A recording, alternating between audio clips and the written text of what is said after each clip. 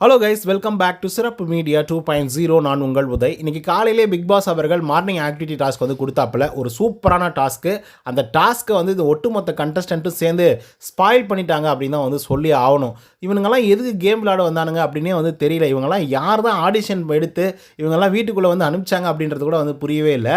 ஏன்னா ஒரு டாஸ்க்கை வந்து ஒரு சீரும் சிறப்புமாக செய்யணும் அப்படிங்கிற ஒரு மனப்பான்மை வந்து இருக்கிறதுல சேஃபர் ஜோனில் இருக்கணும், நல்ல பேர் வாங்கிக்கணும். இதே மாதிரி தான் வந்து பார்த்திங்கன்னா கேம் ப்ளே பண்ணிட்டே இருக்காங்க. அதே மாதிரி இந்த ஆட்டு மந்தைகள் மாதிரி வந்து ஆடுறது அப்படின்னு வந்து சொல்லுவாங்க. ஒருத்தர் என்ன ஏதாவது சொல்லிட்டான் அப்படின்னா அதே மாதிரி எல்லாரும் வந்து சொல்லுவாங்க. இன்றைக்கி காலையில் மார்னிங் ஆக்டிவிட்டி டாஸ்கில் கூட அதே தான் வந்து நடந்தது. ஆக்சுவலாக என்ன டாஸ்க் கொடுத்தாரு அப்படின்னு பார்த்தீங்கன்னா, அதாவது இண்டிவிஜுவலாக கேம் ப்ளே பண்ணுறது யார், ஒரு பர்சனை வந்து தேர்ந்தெடுக்கணும். அதே மாதிரி இண்டிவிஜுவல் இல்லாமல் விளையாடுறது யார் அப்படின்னு சொல்லிட்டு சொல்லுங்கள், ரெண்டாவது பர்சனை தேர்ந்தெடுக்கணும்.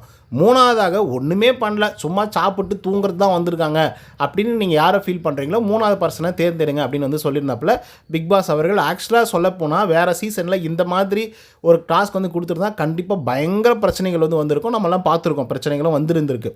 ஸோ இப்போது டாஸ்க் வந்து ஆரம்பித்தது யார் அப்படின்னு பார்த்தீங்கன்னா முத்துக்குமரன் போனாப்பில். அந்த மனசு என்ன சொன்னாங்கன்னா, ஜாக்லின் வந்து இண்டிவிஜுவலாக கேம் ப்ளே பண்ணுறாங்க அப்படின்னு சொன்னாங்க. இண்டிவிஜுவல் இல்லாமல் இருக்கிறது இல்லை அப்படின்னா டீம் மெம்பராக ஒரு நல்ல ஒரு பர்ஃபார்மன்ஸ் வந்து பண்ணுறது அப்படின்னு சொல்லிட்டு அவர் ஒரு கேட்டகரியை ஃபிக்ஸ் பண்ணி அவர் ஒரு விஷயத்தை வந்து சொன்னாப்புல. அன்ஷிதா வந்து டீம் பிளேயராக சூப்பராக கேம் ப்ளே பண்ணுறாங்க, பட் இண்டிவிஜுவலாக கேம் ப்ளே பண்ணல அப்படின்னாப்புல. அதுக்கப்புறம் வந்து பார்த்திங்கன்னா வர்ஷினி அவர்கள் ஒன்றுமே பண்ணுறதில்ல, சும்மா தான் வந்து சாப்பிடுது தூங்குது அப்படிங்கிற மாதிரி முத்துக்குமரன் சொன்னார்ப்பா. அடுத்து வந்தவன் எல்லாரும் அடின்னு அடிக்கிறது வந்து வர்ஷினி அவர்களை தான் அடித்தாங்க. ஒன்றுமே பண்ணல, எதுவுமே செய்யலை அப்படின்னு சொல்லிட்டு ரெண்டு பேர் மட்டும்தான் மாற்றி சொன்னாங்க. ஒன்று வர்ஷினி, ரஞ்சித் அவர்கள் எதுவுமே பெருசாக வீட்டுக்குள்ளே பண்ணுறதில்ல அப்படின்னு வந்து சொன்னாங்க. அதுக்கடுத்தான் சிவகுமார், அவரும் வந்து பார்த்திங்கன்னா ரஞ்சித்தோட பேர் தான் வந்து சொன்னாங்க. இப்போது இவங்க 2 பேரோட பெர்ஸ்பெக்டிவ் அப்படிங்கிறது வந்து பார்த்திங்கன்னா மாறி இருக்குது. ரஞ்சித் என்னமே பண்ணல அப்படிங்கிறது அவங்களுக்கு வந்து தோணியிருக்கு. மற்ற எல்லாரும் சொன்ன, அதுவும் எதுவுமே பண்ணாமல் ஒரு கண்டஸ்டன்ட் இருக்காங்க அப்படின்னா வர்ஷினி எல்லாருமே சேஃபராக வந்து ப்ளே பண்ணிட்டாங்க வர்ஷினி அப்படின்னு வந்து சொல்லிட்டு. ஸோ இவங்களை தாண்டி இன்னும் சில பேர் இருக்காங்க. ஏன் ரஞ்சித் அவர்கள் கூட இருக்காங்கன்னு வச்சுக்கோங்க. என்ன பண்ணுறாரு ஆக்சுவலாக சொல்ல போனால், லாஸ்ட் வீக்கில் என்ன பண்ணார், இந்த வீக்கில் என்ன பண்ணார், அதுக்கு முன்னாடி வாரங்கள் என்ன பண்ணார். ஃபஸ்ட்டு ஒரு ப்ராங்க் பண்ணாங்க, அதோட சரி, பெருசாக வேறு எந்த பர்ஃபார்மன்ஸுமே அவர் வந்து பண்ணாமல் தான் வந்து இருந்துட்டு இருக்காரு. ஸோ இப்படி இருக்கும்போது ஏன் இந்த கண்டஸ்டன்ட்லாம் சேர்ந்துக்கிட்டு இப்படி பண்ணாங்கன்னு எனக்கு தெரியல. பட் இண்டிவிஜுவல் அப்படின்னு சொல்லி வரும்போது முத்துக்குமரனுடைய பேர் வந்து எல்லாருமே சொன்னாங்க. கிட்டத்தட்ட ஒரு 8லேருந்து 9 பேர் வந்து பார்த்திங்கன்னா முத்துக்குமரன் பேர் வந்து சொல்லியிருப்பாங்க. சில பேர் வந்து பார்த்திங்கன்னா ஜாக்லின் பேர் சொன்னாங்க. சில பேர் வந்து ரொம்ப சொற்பமாக தீபக் பேரை சொன்னாங்க, விஜய் விஷால் பேரை வந்து சொன்னாங்கன்னு வச்சுக்கோங்களேன். இதுதான் வந்து பார்த்திங்கன்னா மார்னிங் ஆக்டிவிட்டி டாஸ்க்கான். ஆக்சுவலாக வர்ஷினிக்கும் அதை பற்றி கோவமே வரல. ஏன்னா நம்மளை வந்து ஒஸ்ட் பிளேயர்னு சொல்கிறாங்க, ஒன்றுமே பண்ணலன்னு சொல்கிறாங்க. ஏன் சொல்கிறாங்க, எதுக்காக சொல்கிறாங்க அப்படின்னு ரியலைஸும் பண்ணுறதில்ல. நீ ஏன்டா அப்படி சொல்கிற அப்படின்னு சொல்லி கேள்வியும் கேட்குறதில்ல.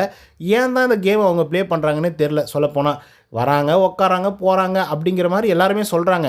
அதெல்லாம் நான் பண்ணலடா, நான் இதெல்லாம் விஷயங்கள்லாம் பண்ணிகிட்ருக்கேன்டா, ஏன் என்னை மட்டும் எல்லோரும் டார்கெட் பண்ணி பண்ணுறீங்க அப்படின்னு சொல்லி ஒரு வேளை அவங்க வந்து ஒரு ஃபைட் எடுத்தாங்கன்னு வச்சுக்கோங்களேன், பயங்கரமாக அவங்களுக்கு வந்து வாக்குகளும் குவியும், நிறைய சப்போர்ட்டிங்கும் வந்து கிடைக்கும். இன்னொன்று என்னென்னா, இவங்களே கேஷுவல்ஸாக வந்து எடுத்துக்கிறாங்க. கேஷுவலாக எடுத்துக்கிட்டு அதை பற்றி எந்த வரியுமே பண்ணிக்கல. எல்லோரும் என்னடா நம்மளை போட்டு இப்படி குத்துன்னு குத்துறாங்க. ஒரு டிஃபென்சிவ் மோடு கூட வந்து பார்த்திங்கன்னா வர்ஷினி எடுக்கவே மாட்டேங்கிறாங்க. எப்பயுமே அப்படி தான் வந்து இருந்துகிட்ருக்காங்க. ஒருவேளை அந்த டிஃபென்சிவ் எடுத்தால் மட்டும்தான் அவங்க வந்து கேமுக்குள்ளே சர்வைவ் வாங்குவாங்க அப்படிங்கிறது ஒரு பக்கம் வச்சுக்கலாம். இன்னொரு பக்கம் வந்து பார்த்திங்கன்னா நிறைய பிளேயர்ஸ் வந்து பெருசாக வந்து பர்ஃபார்மன்ஸே இல்லைங்க. சொல்லப்போனால் தர்ஷிகா எங்கே இருக்காங்கன்னே தெரில.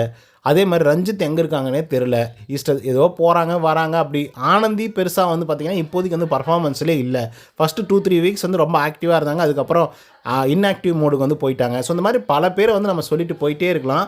ஸோ அப்படி இருந்தும் இவங்களை ஏன் வந்து டார்கெட் பண்ணி பண்ணுறாங்க, எல்லாரும் சொன்னதை வந்து அப்படியே செய்கிறாங்களோ அப்படிங்கிற மாதிரி மனநிலை எனக்கு வந்து இருக்குது. ஸோ இதை பற்றின உங்களோட கருத்துக்கள் என்ன அப்படிங்கிறத கமெண்ட்டில் சொல்லுங்கள். இந்த வீடியோ உங்களுக்கு வந்து பிடிச்சிருந்தா லைக் அண்ட் சப்ஸ்கிரைப் பண்ண மறந்துடாதீங்க. நன்றி, வணக்கம்.